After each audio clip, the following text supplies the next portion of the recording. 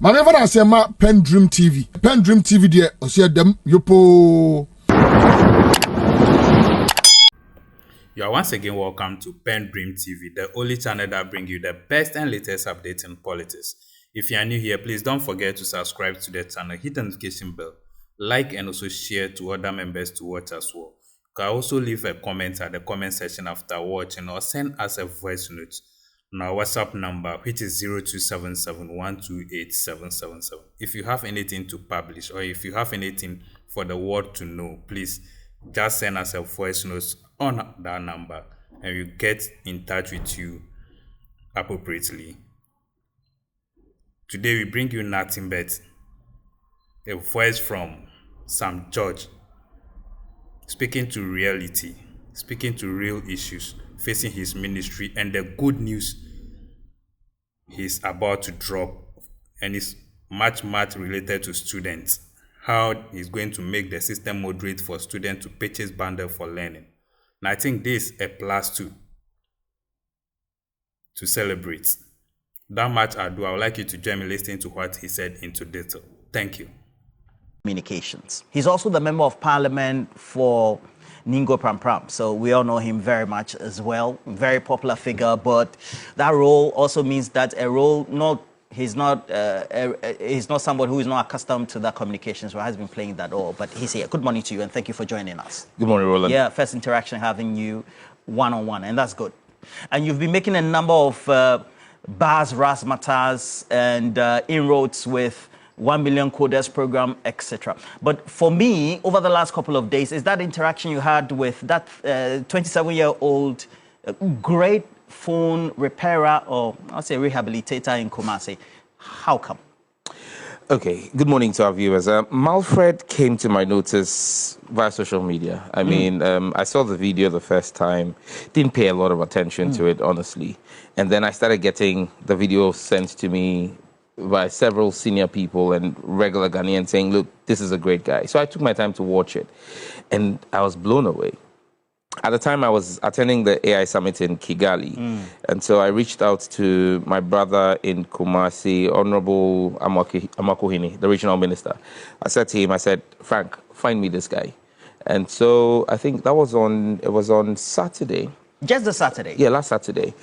Frank sent me his number, so I called him, spoke to him. I said to him, I'm back in Accra on Tuesday. Can I see you on Wednesday? And he said, oh, well, I would like to come. So I got my office to buy him a ticket.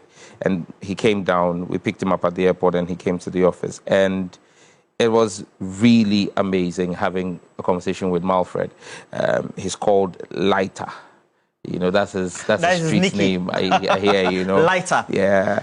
And the first thing I asked him, I said, are you a grown man or a kid? You know, because he looked very cute. I nearly wanted to pick him up, you know. I know. But for me, his modesty. Because as I kept talking about how wild the country has been by what he kept saying, oh, this is nothing. He didn't think it was any big deal. He didn't think that, he thought it was something small, you know, and he showed me some of the things he's done, which he's not yet put out, which he says he's going to put out very soon. And I think that he's a typical example of the talent and skill that we have in the country that needs acceleration, that needs support. And we're going to be doing a lot more of this, you know. Because I was just about to ask you, that interaction you had really brought to the center all the promises that had been made about focusing on young people, the productive population of our country, and tying it to, you know, the new trends of AI, information technology, and the vision that seems to be in that, or those promises in the campaign.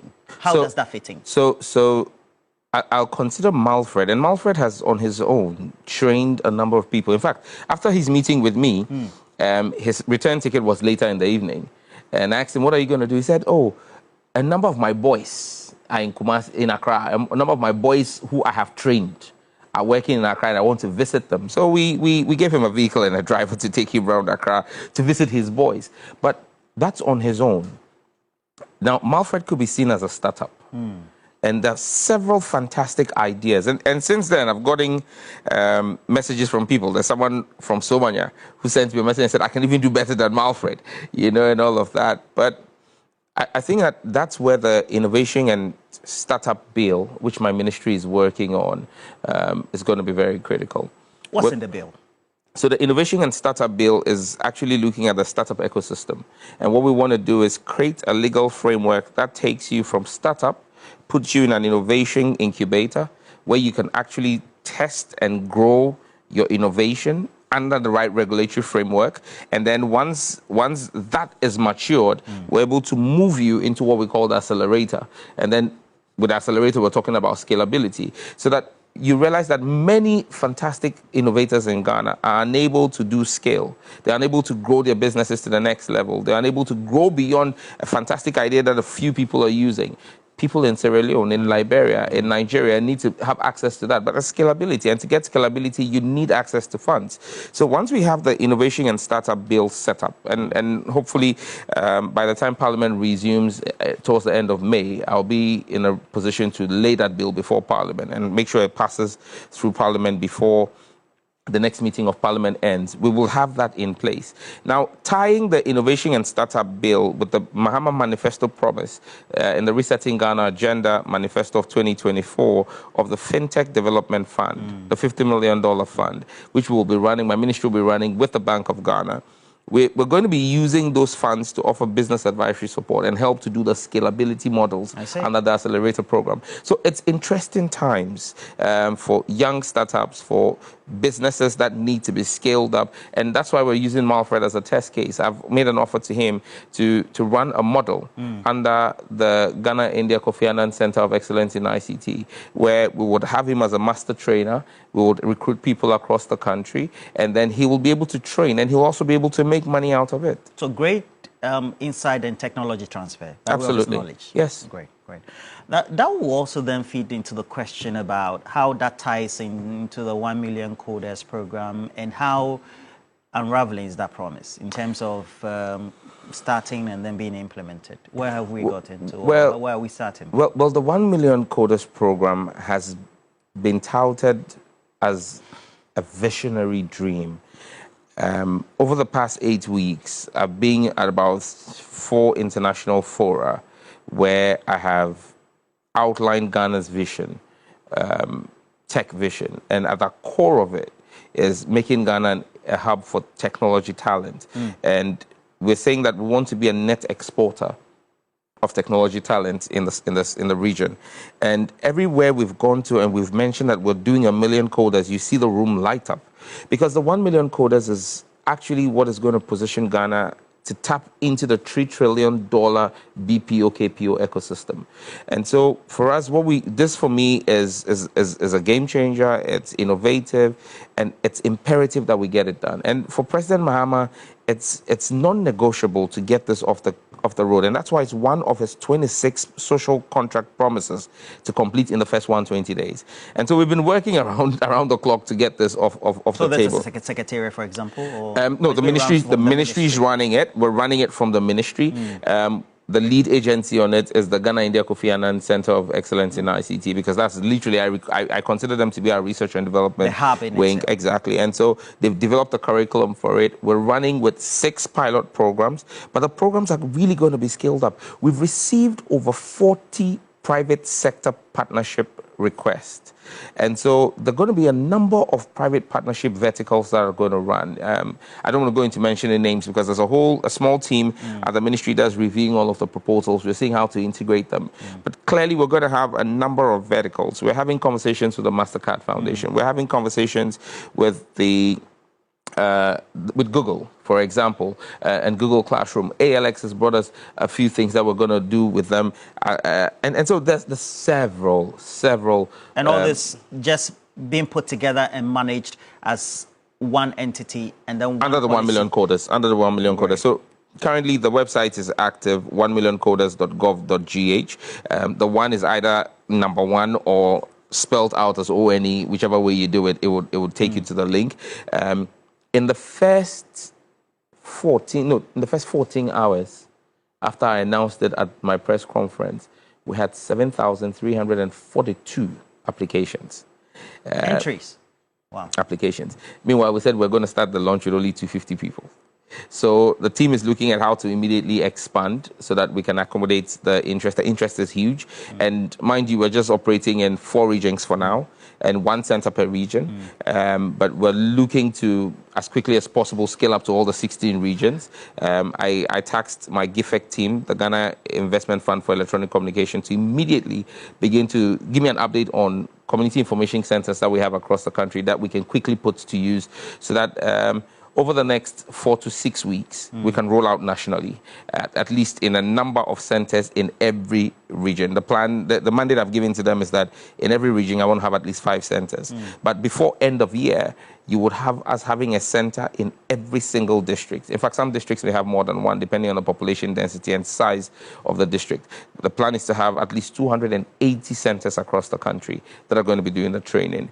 It's a lot of heavy lifting, but the team is capable and competent, and we'll get it done. Okay. Yeah. You have over 7,000 entries, etc. Yeah. But the target is to, by the close of the last year of the term, have 1 million. We would exceed 1 million. Okay. You have my word on that. Right. We will exceed 1 million because there are few things we intend to do.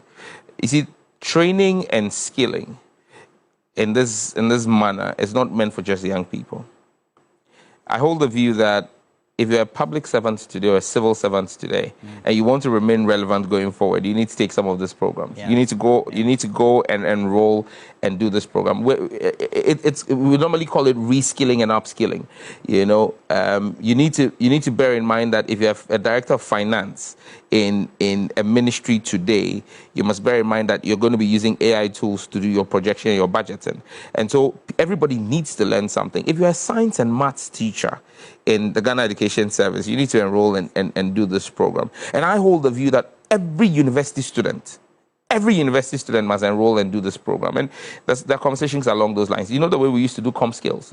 Every university student does comp skills before you graduate. So we would cross the 1 million. I'm pretty confident about that. And the core thing here is that irrespective of what program you're doing, what model you're doing, whether you're doing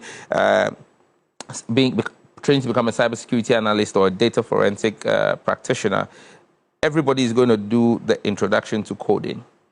So coding is embedded in all the trainings, whether you're doing basic coding. We will have the specialized coding programs as well. But right now, even on the pilot programs, be it cybersecurity, be it data protection, web analytics, whatever, you will still do some basic coding. Even before you hit the ground running at the ministry, you started this buzz, this direct criticism about the states of acquisition of Airtel, Tigo, and etc., and that they have some liabilities that should be of concern to the ordinary Ghanaian. What really is your own finding based on the handing over notes you have at the ministry? Well, like I said during my press engagement, I think that the acquisition of Airtel Tigo by the former administration and minister was grossly irresponsible. Grossly responsible? Grossly responsible and an act of unpatriotism. If 2 private companies have mismanaged their business, failed to make investments in their business, the regulator had slept on their job to ensure that the right things were done, and those companies were about to fold. You don't tell the Ghanaian people that you bought the company for $1. Meanwhile, there's debt of $400 million sitting there. Assets less than $50 million. So you basically bought a net equity of negative $350 million. And how anyone who loves this country and thinks about the children of this country and their future will take such a decision, for me, beggars belief. And I thought I was grossly irresponsible. There have been some debt restructuring arrangements that have gone on. It's dropped the debt to about $200 million. But on a monthly basis, the company is making losses of 20 million plus and some change, 20 million Ghana cedis and some change. So clearly, you have a situation that is getting worse by the day, and we need to triage it. What's we need the plan to stop to revamp it? Well, because now a GOG asset. Absolutely. I've written to the president seeking permission for some policy initiatives we want to take relative to that. I've been asked to present a memo to Cabinet. I will send it to Cabinet. Once I get Cabinet approval, I'll be making the next steps relative to AT public. Okay. So at the end of the day, it means that there will need to be some capital injection on Airtel Tigo. What's the promise? Without a doubt. I mean, as we speak right now, the core of the network and the billing platform are end of life. The core and billing platform are unable to support 4G. They're unable to do anything beyond 3G. It means that you need serious capital injection. We have a few proposals from private sector players who think that they're willing to get a stake in the business and do the requisite capital injection. Like I said, I'll be presenting all the offers to Cabinet, and then Cabinet will take a collective decision. What numbers are you playing with? Are you simulating? I don't want to go into those details. Okay. It's a because business, and it's a business, and they've got competitors as well. So, as to the details of what we'll be putting in, because these are proposals that are still fluid. You still have a number of people bringing in proposals. I wouldn't want to go into the specific details of the proposals we've received. What sort of irresponsibility then now, in terms of the decision making in the acquisition, led us to where we are today? I'll be unable to explain what the thinking was by my predecessor to embark on this. I mean, there are speculations, but again, I don't want to get into speculation, but the attempt to get governments to absorb the debt and then whatever minimal assets existed, drop that into a new vehicle and commercialize that as private sector would have spoken or would lend to the suspicion of state capture by individuals. But again, like I said, I'll leave that for the Attorney General to have a look at and see if there's the need for anyone to answer questions on causing financial loss to the state. At the end of the day, there are key things that need to be done quickly.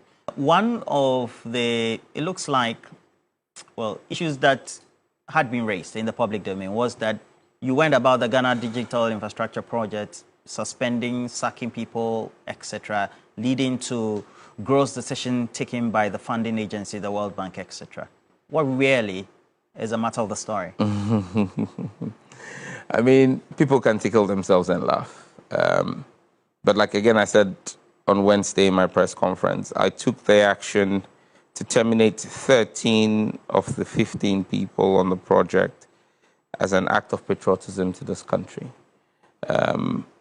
Again, on that one, like I said on Friday, there will be, in my next, and I've pledged that as part of my commitment to transparency and accountable governance, every quarter I will brief the country on what my ministry has done. And I believe that by the time I'm doing my next brief at the end of Q2, the World Bank would have completed its investigations. The World Bank is investigating some of the people I terminated. Those investigations are ongoing. I don't want to prejudice those investigations, but I took those actions to signal to the international community that there's being a reset. There's a new sheriff in town who has zero tolerance for corruption and graft, and that we will not countenance, we will not accept, and we will not condone any action that tarnishes the good image of Ghana and the international community because of personal avarice or greed. But like I said, the details will shock you when we put them out, and in due course we will.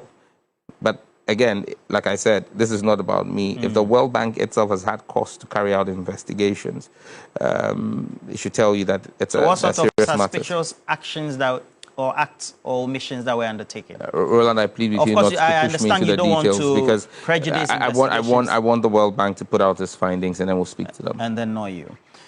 If there's one thing that will inform the decision to take us through trouble of re-registering our SIM cards, what would it be? Why are you intending to take us through this trouble? Because we had an earlier one. We went to Q, and particularly myself and the rest of the team here, we went to LWAC because that was we'll queue for hours, report on it on the subject. And then here we are again. You come in as a new minister and you want us to go re-register. Why, Sam George? Okay. The completion of this program will make it clear as the difference between day and night, the difference between the Mahama administration and the Akufo-Addo government. What's the difference in relation to this? Again, the previous administration's SIM re-registration was a poorly thought through initiative, lacking technology, lacking innovation. It was basically, again, an attempt to force through private interest over public interest. Now, I make the point very clear that what we're doing is not a re-registration. You can only re-register something that has already been registered. I don't understand. If you're doing a re-registration, it means something's been registered and you want to re-register it again. So you're trying to register something that's been registered. Sam John, that is what we did. Nothing's been registered. We took our Ghana card, we queued for hours, they even took our bio data. Roland, and all of that was an abuse of public office. Explain to me. There was absolutely no verification of your data that was taken. And look, if you remember, Roland, I sat in this studio as deputy ranking member on the select committee and raised issues. In fact, I was then nicknamed Stubborn Academy, simply because I kept saying, look, we shouldn't go through this mess. And like I keep saying, Roland, we will do the registration, not re-registration. We're coming to do a proper registration. It's going to be backed by law. Before I do it again, I will go to Parliament to get an LI that would enable me do what I'm going to do. Don't forget, it was one of the things I said, that my predecessor had no legal basis to do what she did because there was no LI to do a re-registration. The only LI we have today was the LI in 2010 that Haruna Idrisu did when he tried to do the first registration.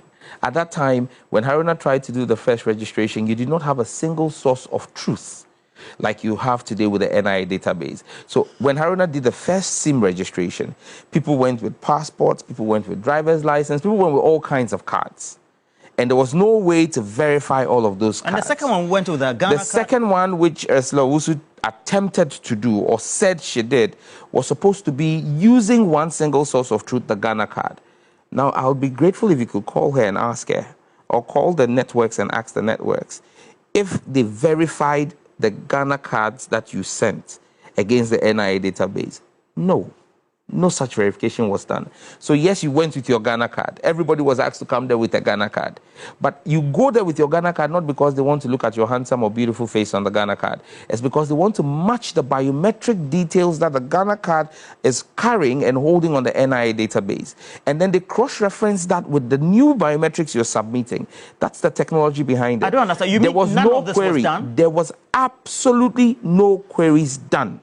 And so basically, it was a waste. That's why I said it was an act of pure wickedness and insensitivity. So where's our data? You need to ask my predecessor and those who run it. But that's why I'm saying, look, this is going to settle the matter.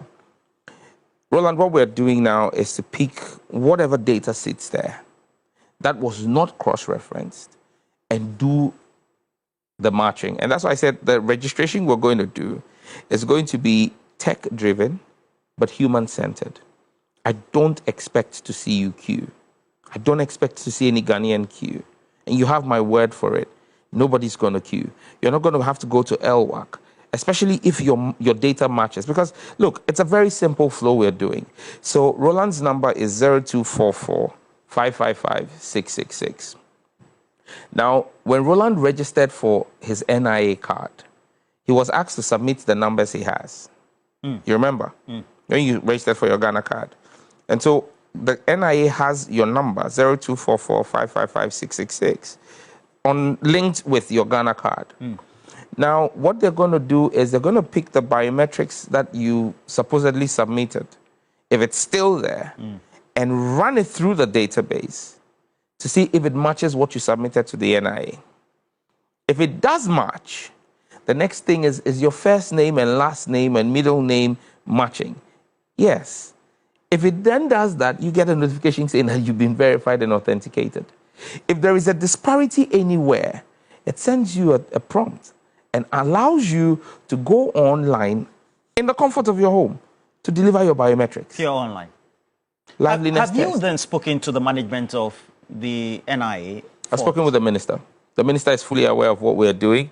We have a meeting, I think, on Monday with the NIA Director General, because first and foremost, the ministry through the NCA and its technical partners have to build our platform. And then once we are done testing our platform, we can then go and do the integration with the NIA. So now we're about 98% done with our platform. And so Monday, I have a meeting with the Interior Minister and NIA to begin the conversations on integration. But we've done our simulations already. We'll do the integrations of the platforms, do further test run, then do a proper media sensitization. Because Roland, if your data does not sync, then it means that you either have to go online to the app and use and do the liveliness verification on your own. If that does not work, you then have to go to a shop to get it done. But you're not just going to wake up and have 1,000 people show up at the shop. You see the way you don't just show up at the passport office. You have to book an appointment.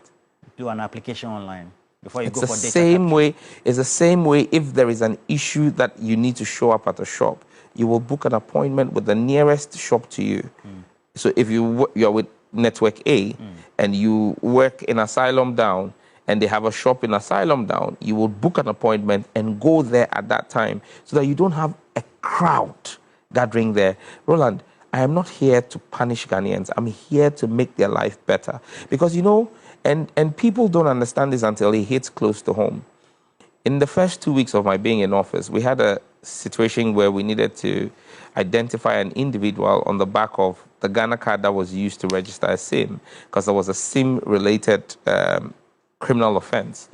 And when we used technology and security to identify the individual and pick up the individual, within the first 10 minutes, it became clear that the person whose Ghana card the person who had been picked on the basis of his Ghana card was not the person who was holding the SIM card.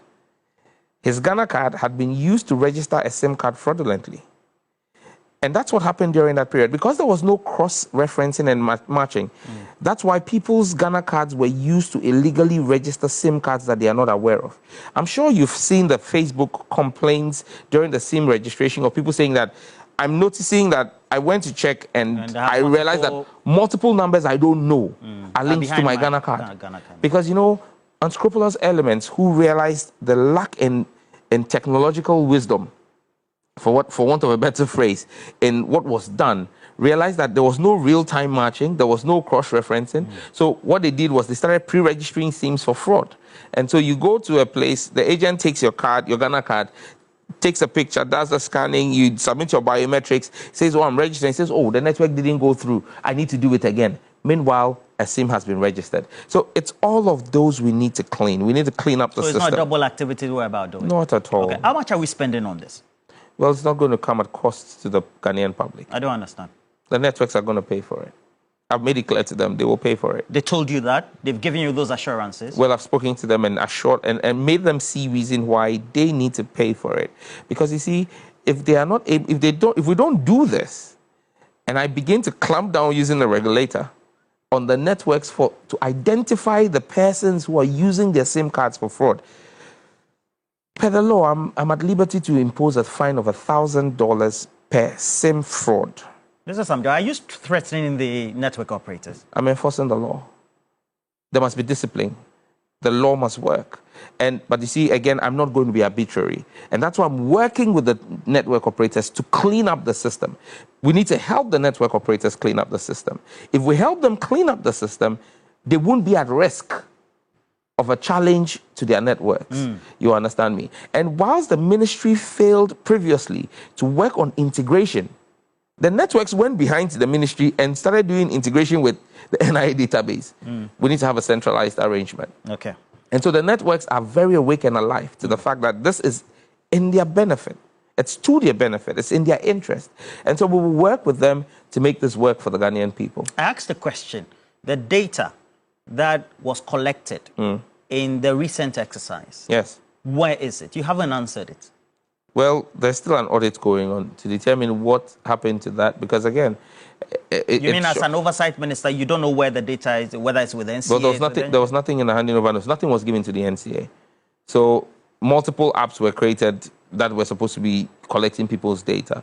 We need to find out where that data is sitting and all of that. The networks. Are you being for real? I'm telling you, yes. There was nothing in the handing over notes about that. That's why I said to you, asked the relevant sub-sector agencies? And that's what I'm saying to you, that the NCA did not hold the data. The NCA is supposed to be the regulator. So where is that data, Sam George? We should be asking the former minister. So what will you do about it? Well, the state will act on it. I see. Sam George, this is worrying, is it not? Absolutely, because this is the ministry that oversees the Data Protection Commission. Right. And data protection should have been a principal consideration. And these were things I raised as deputy ranking member on the Parliamentary Oversight Committee, but nobody listened at the time. But we'll fix all of those problems. Okay. The key consideration for this interview was also me asking a number of operators who perform activities or services for the sector, the telecom sector. And they say that your ministry is supervising perhaps a regime where the operators, their expected scale-up or expansion efforts, as they promise, your ministry, is not being undertaken. As a result of that, we have some entities that have more monopoly than others. Indeed, the former minister, Eslo Wusu, had constantly raised issues about perceived monopoly by certain entities, etc. How are you addressing that? Well, again, that's you're talking about the SMP issue. I think that the SMP is a administrative tool in the law at the disposal of the minister. But again, a gun in the hand of a trained soldier is a fantastic weapon of protection for the general public. Put that same gun in the hand of a monkey, and it becomes a threat to the society because the monkey has no understanding of how to use the weapon. And so you have a minister who had the SMP tool, deployed it at a time when an operator was about 62% of the market. It was supposed to control the growth and create a certain balance in the market. But after she deployed the SMP, that operator is now 74% of the market.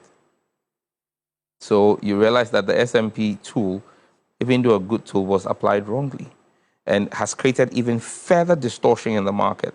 That operator has moved from 62% to about 74%. So clearly, like the analogy I gave to you, the weapon was put in the hands of the wrong person. What do you intend to do? We need to deal with it and fix it. But first and foremost, you need to realize that there's an issue of quality of service. Now, that operator is a super significant market player. The network is deeply challenged. A lot of people, everybody's complaining about call drops and failure. And so I authorized tech neutrality for them to allow them refarm some of the spectrum to improve the quality of service. I've also given them additional spectrum blocks. I've made an offer to the other network operators because, you see, you don't just impose the SMP as a tool on one end. What you do is you then compel the other players to make the critical investments in their network to build up their network. But if you impose the SMP tool and the other players are not doing the critical investment that's needed, it's two sides to a coin. If you don't do the investment on the other side, you still cannot rein in the significant market player. And so we're going to use a number of policy tools to rein them in going forward. You raise fire and brimstone on a contract for whether it's the implementation or management of 5G on this network, the other set.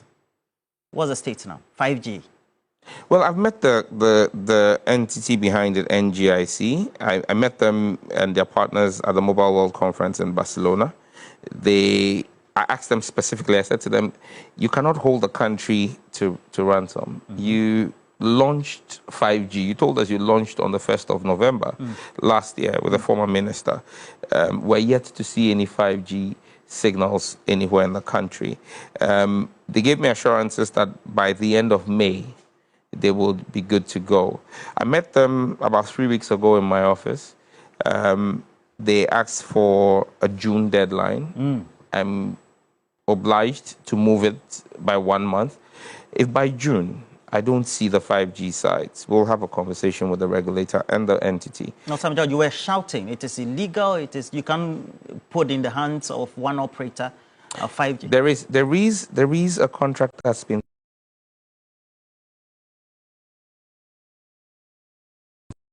signed. I'm not going to act arbitrarily. I would respect contracts. But that's what I'm saying, that I have committed them to a timeline to deliver. Now, when you fail to meet your obligations, and again, let me be very clear, the issues with the contract that was signed, the terms of the license, not necessarily a contract, the assignment of the license, the issues with it. But the law allows us to relook at the grant of a license. But that's what I'm saying, that I don't want it to look as though there is malice aforethought. And that's why I have been patient enough to allow the May deadline. Now the May deadline has moved to June. And I'm saying that if by 1st of July, and Roland, thankfully, June will end Q2. So in July, I will be addressing the country again. If on by end, no, well, I'll be doing my quarterly brief like I did last Wednesday at the end of June.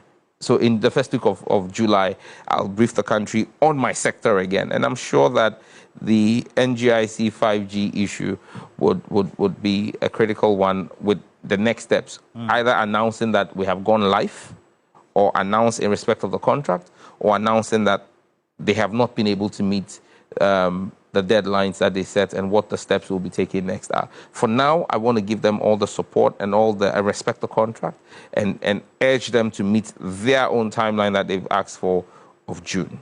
Okay. Now let's ask some customer service questions from some of our viewers. People are worried. Data is very expensive, yet data is not the resource we use for everything in life. What so far have you found out? What's the level of engagement with the operators, and how willing are they to come to the table to heed the concerns of customers? So I set up a data pricing committee and give them 14 days to come to me with a roadmap for implementation. And in 13 days, they submitted their report. It was stakeholders, MNOs, the regulator. And so we had that engagement.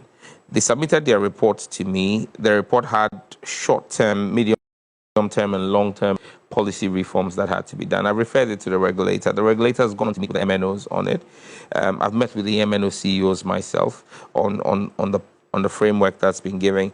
I mean, people expect that I will just set the prices for data. That's impossible. I can't just set the prices for data, but what I can do is use policy. And so, for example, with some of the things that I've done relative to spectrum allocations and tech neutrality, I've used those to negotiate with players in the industry and said, I need you to do a certain package, for example, for students. I want to have a specific bundle for students in the country that is cheaper per megabyte than the regular data bundle that you offer. Again, I've said to them that for those who are content creators, those who work in the gig economy, we also want to have specialized data bundles for them, which are cheaper. And so these are all engagements that are ongoing. The regulator is finalizing the technical modalities to have these various pricing models, and then we'll put them out. But I think that in the long term, or medium to long term, what we really need to do is two things. Have a lot more bandwidth capacity coming into the country. And for me, I've already commenced conversations with Equiano. The Equiano cable belongs to Google. The capacity on Equiano is massive. Yeah, data service. Yeah, it's a subsea cable, and it carries bandwidth. And because it's new technology, it carries a heavy level of bandwidth. Again, a failing of the previous administration. Google wanted to land in Ghana. Google came to Ghana. The NCA at the time gave the license to a company, but for whatever personal reasons of persons in the ministry, they weren't happy with who got the license, and there was all kinds of rancor, and so Google decided to leave Ghana and go and land that cable in Togo. So the cable is... The cable is in Togo. And it's going to cost us about $50 million to reroute and do a patch landing here in Accra. I had conversations with some executives from Google on that level, and we're extending that conversation to see that when Google does the phase 2 landings of Equiano, Ghana will be part of it. That will bring in more bandwidth, and the more, you see, it's a demand and supply thing. The more bandwidth you have in the country, the more the prices can be driven down because there's cheaper bandwidth that's coming in.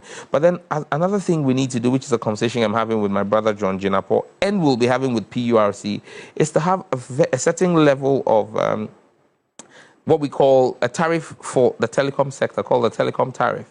Because electricity is one of the critical elements in the pricing of telecom services.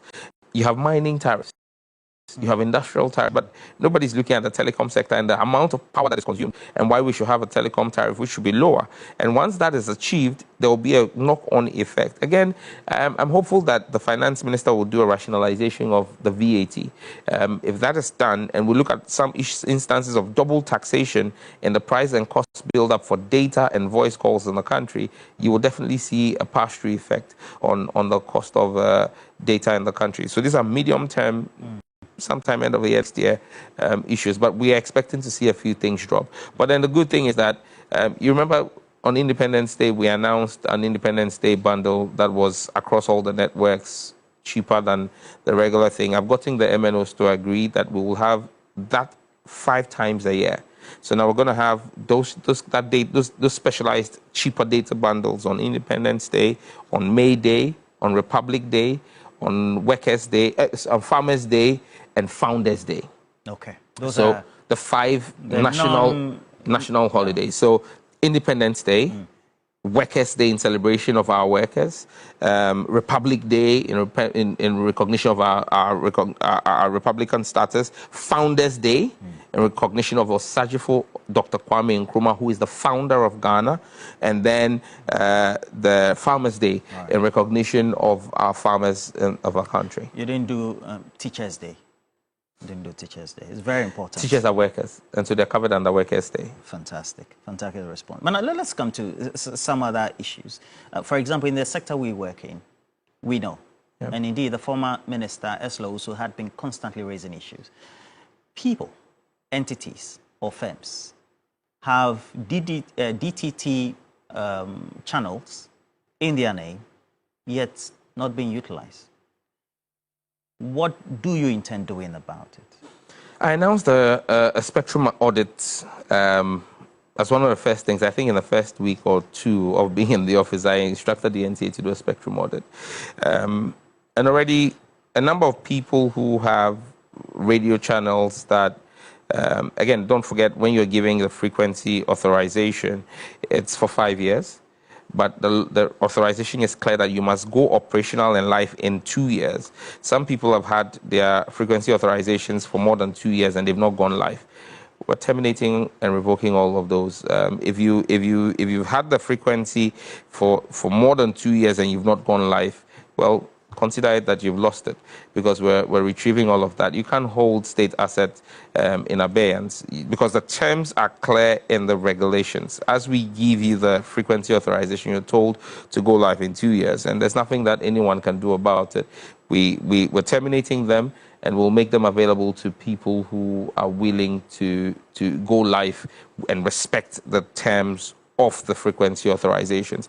There are those whose frequency authorizations have expired. If your frequency authorization has expired, you cannot do a renewal.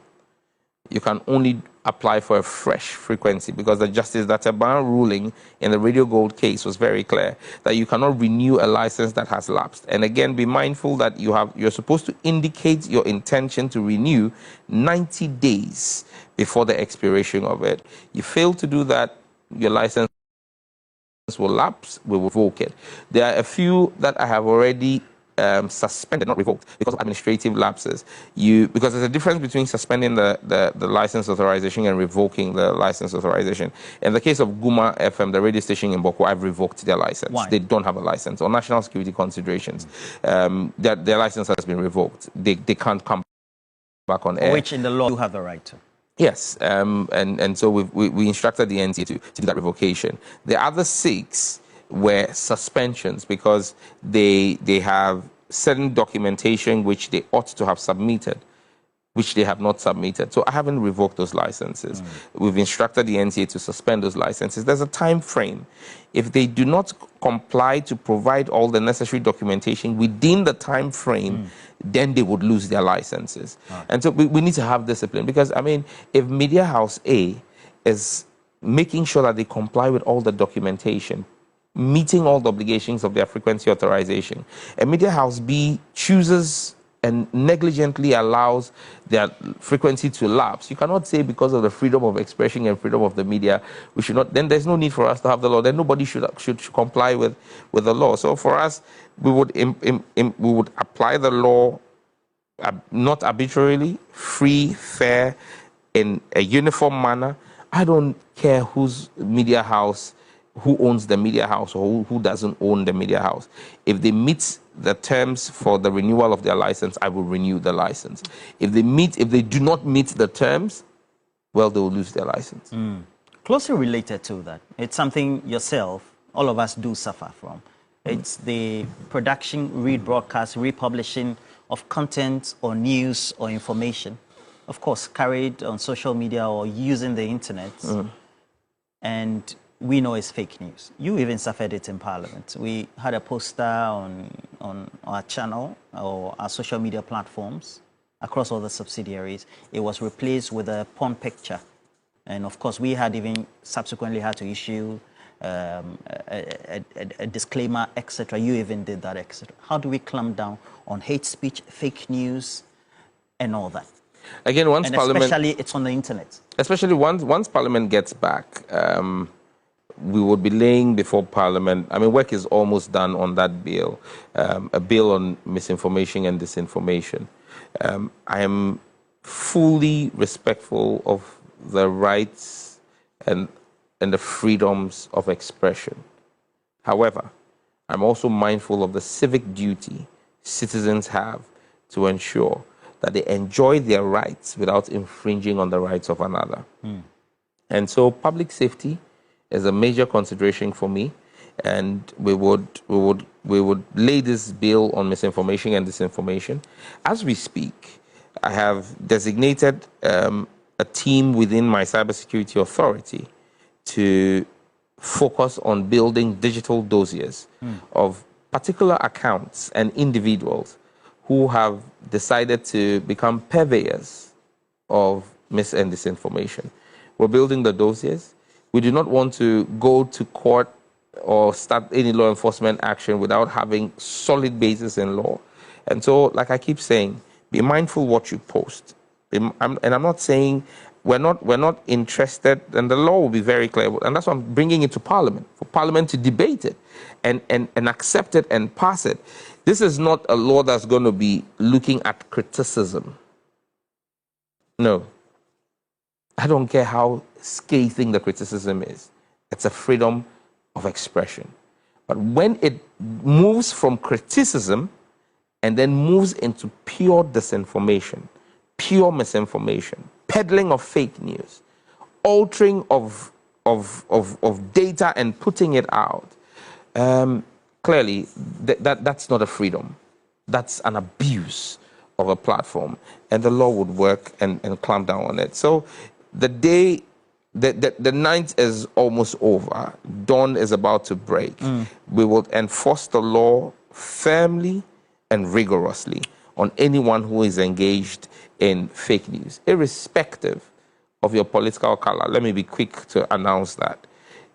Irrespective of your political color, if you engage in misinformation or disinformation and the peddling of fake news, the law will deal with you.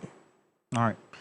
What's the very issue on Kelny, GVG, terminations, and all those subjects that reared its head? Well, I've referred the contract to the Attorney General. What's wrong with the contract? Well, I mean, Roland, we've had this conversation for almost 8 years now. Everybody, I mean, Franklin Kujo has waxed lyrical on this, so I won't even bother to go in there. I have referred it to the Attorney General to advise me on what I can do in the interim, the remaining 2 years of the contract.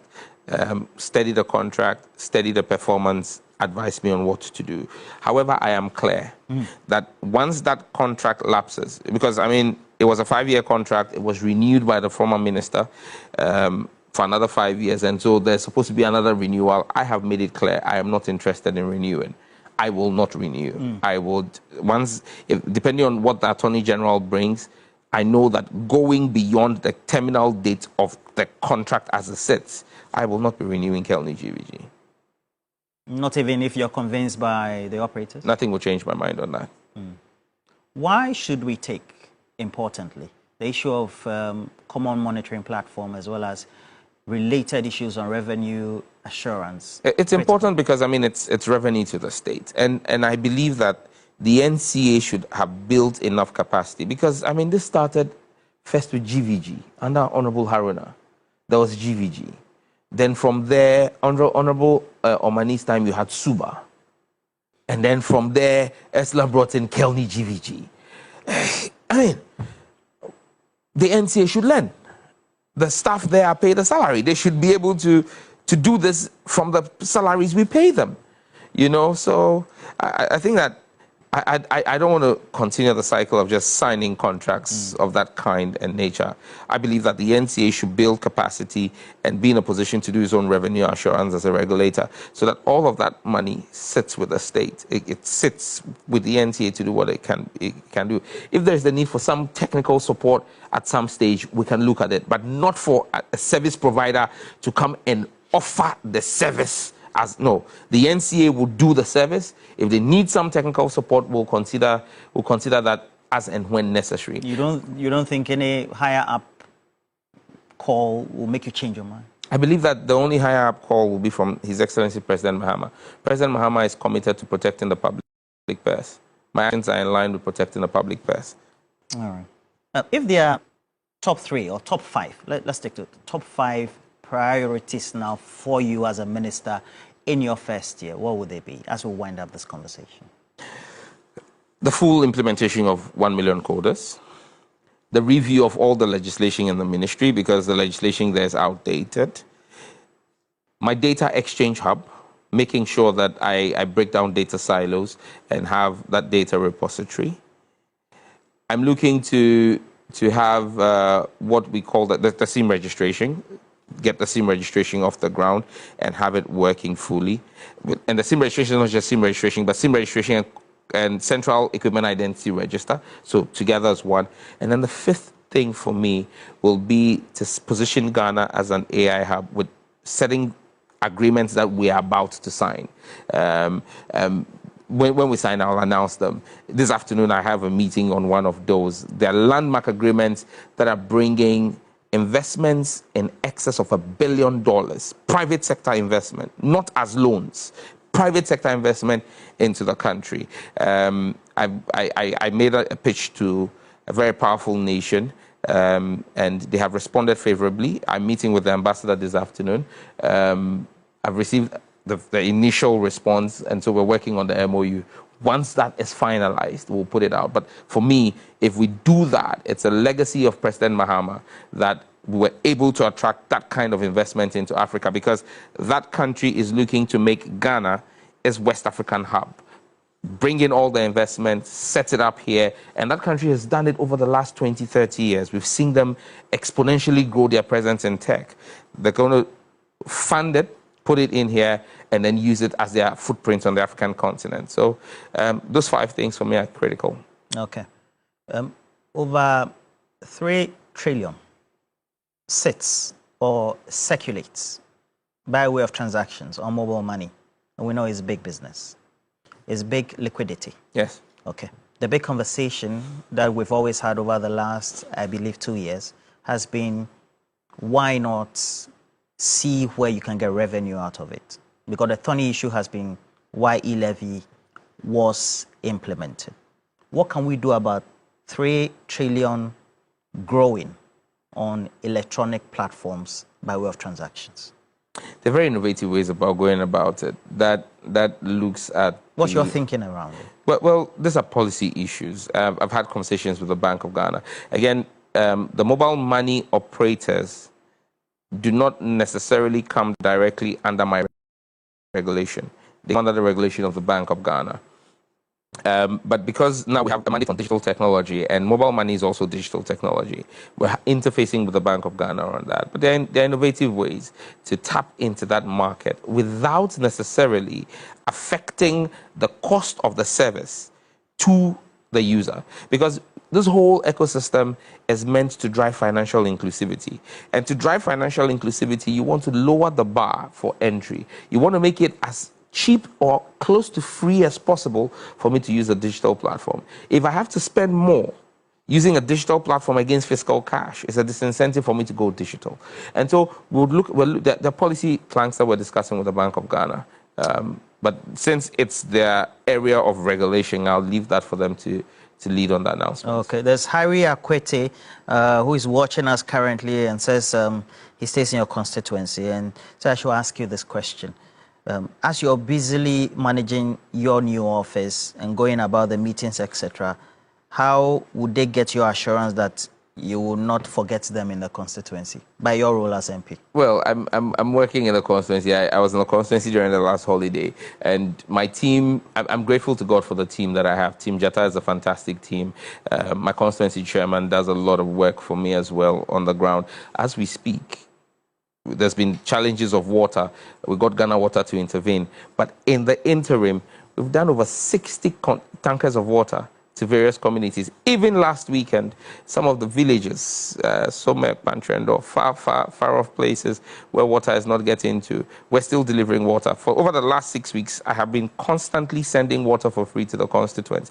Those who use the main road, the Aflao road, would realize that some work has already started again, because even though I am at the ministry, I've made an appeal to His Excellency the President, and it's something I campaigned on. I said that the road is not going to be constructed by me, but I am sure that if I make an appeal to the President, he's a listening President.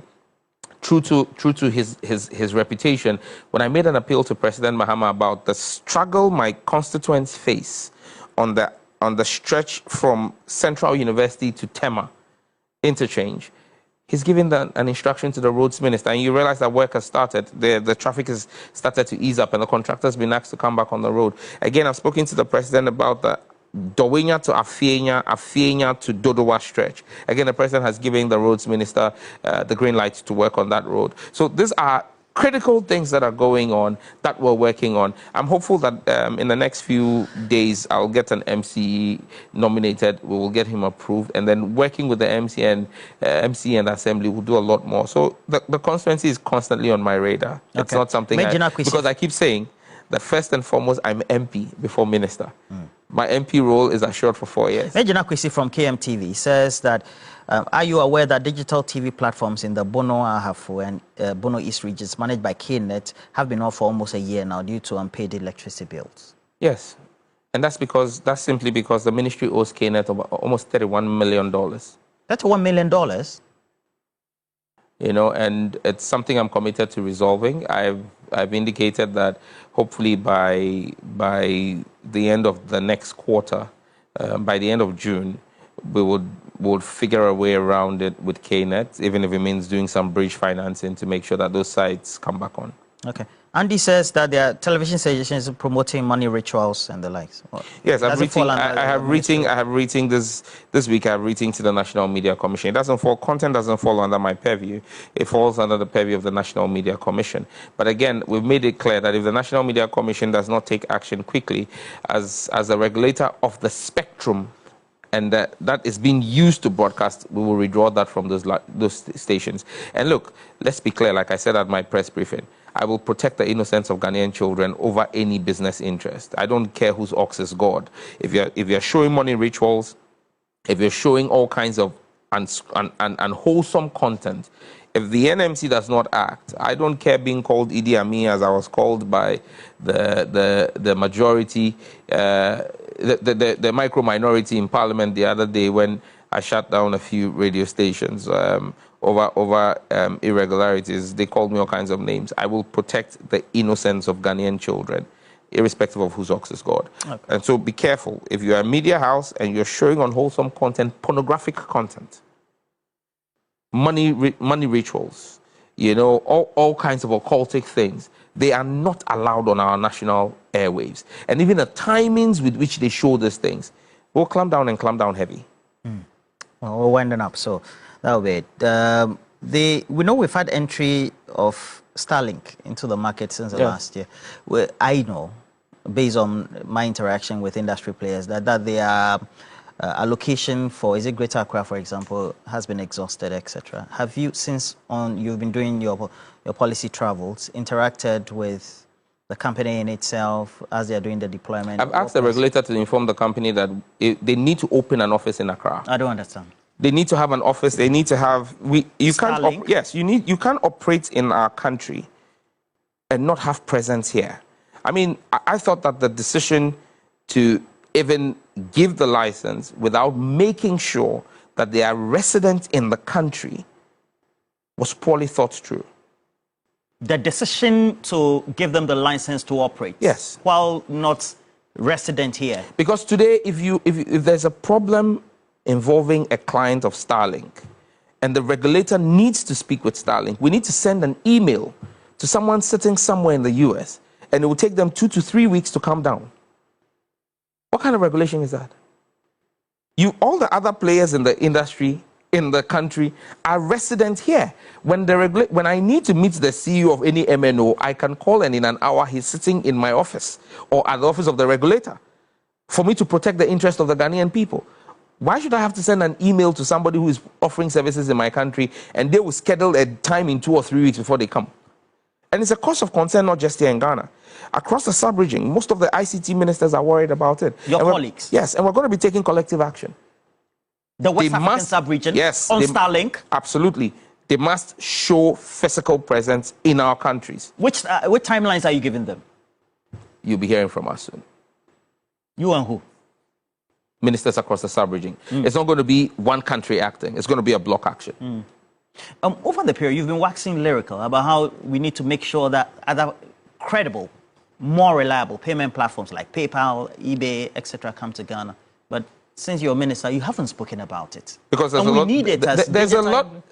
Chief, I've been minister 8 weeks.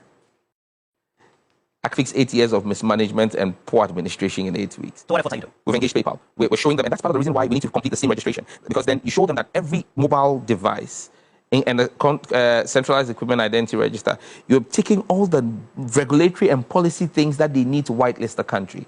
You have all of that in place. You've got your data exchange hubs. You've got all the things that they need to give them the assurance that the platform is not going to be used for money laundering here. We've engaged them. And I'm confident that in the shortest time we'll be whitelisted, especially on PayPal. PayPal is prime on my agenda. I met with the vice president of Facebook for the West Africa region, fine Ghanaian gentleman Kojo. We had conversations about even the monetization of the platform here. The fact that at times you have to go through a third party to get monetized and all. And so there's a lot of work we're doing in that direction. But like I said, it's just 8 weeks. I know people think that there's a lot that has happened in 8 weeks. And so people think that I'm just been minister for 2 years. No, it's just 8 weeks. It looks like you've been around for some time. Sorry for asking you that question. Yeah. But the last one. This one is coming from Kofi Philip Abuchi, who says that I should ask you about scam calls, fraud.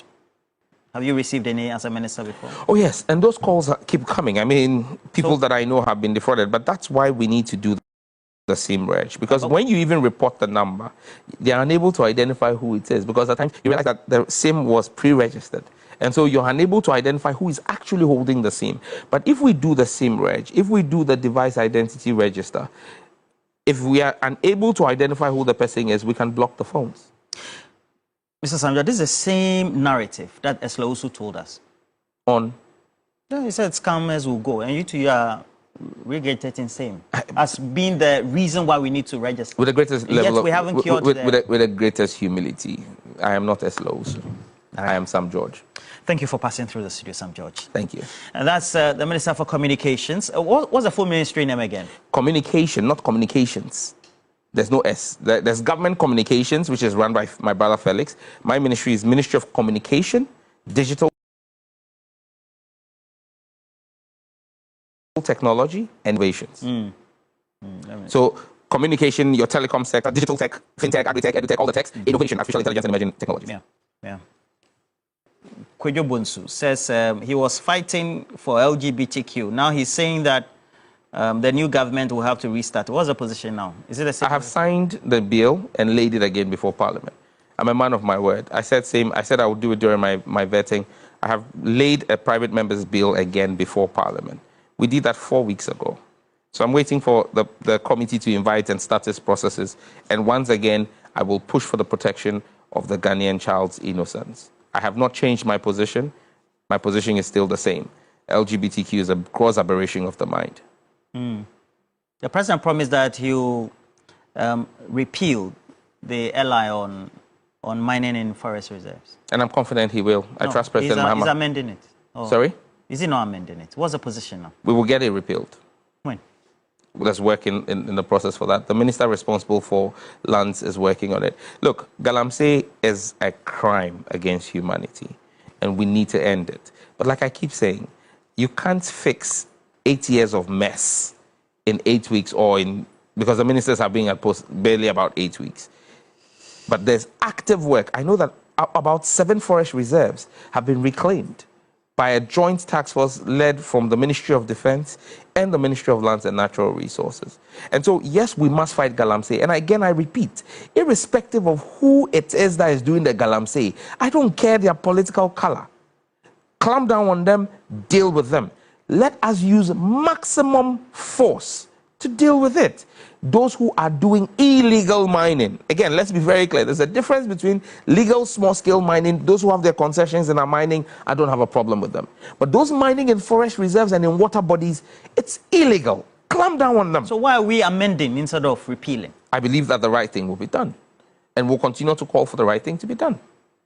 I don't understand. The position that Murtala Mohammed, who manages, yes, says they're amending, and you are saying repeal. I've vetted my mind to the details of what the amendments are. But my point is simple. Forest reserves, water bodies, there should be no mining in there. That's my personal position. Okay, that's your personal position. We can't have a country where we are allowing people to mine in our water bodies or forest reserves. And so as far as I'm concerned, no legislation that creates room for people to mine in forest reserves or water bodies is acceptable to our people. Your positions at variance to the pursuance. I would have to check what Murtala is doing, but I do not believe. But you are an MP. I do not believe. Yes. And I'm saying to you, I do not believe that Murtala's ally or whatever he's bringing to Parliament is to still allow people mine in water bodies. If that's the position, I will vote against it. Really? Yes. Don't you think that the president that you are very close in contact with, I'm sure daily or hourly, should ideally, based on the powers as he has in the Constitution, should have placed some moratorium or something on mining? There are several ways to deal with the issue. And like I said, he may not have placed a moratorium, but we've achieved successes recovering 7 forest reserves from illegal miners. Yes. Sam George, let me leave you because you are fiber. If I continue, you will spend the whole day. Sam George, Member of Parliament. Thank you for making time with us once again. And we urge you to subscribe for more video because you have more in stock coming your way and you cannot afford to mix out. Please just subscribe. Turn the notification bell on to keep you glued to the channel and keep you updated. Thank you for staying with us again. God bless you all. PENDREAM TV now so far so good. Say open online portal e wo Ghana. Nipa share, nipa follow, nipa comment here. To my best of knowledge, without any biases, PENDREAM TV.